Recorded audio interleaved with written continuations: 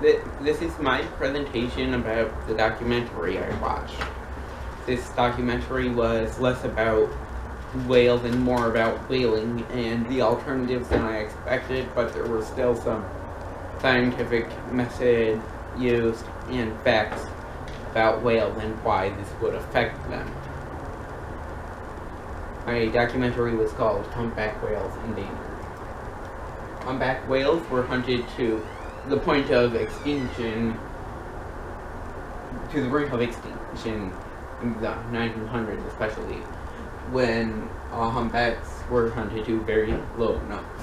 Whaling has since been banned except for scientific purposes, in which ships, and because of this, some ships pretend that they're for scientific purposes, even though they're actually not, and more for the meat.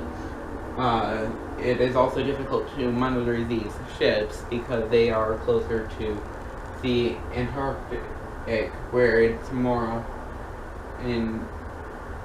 where it's fairly common that there's more whales due to their humpback whales due to their migration habits. This is one of the newer whaling ships, that the kind of ship that I saw in the documentary, and this is kind of a picture. It was somewhat cut off of an older vessel. And humpback whales eat krill and are not aggressive. This is one of the most important facts about them. Because of this, they're not really dangerous, so there's no reason for them to be hunted.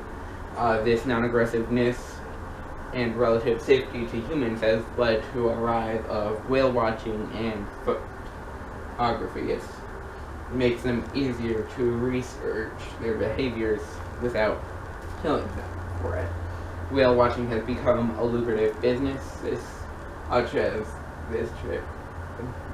It's especially evident on coastal islands and nations. Below this is a whale watching vessel.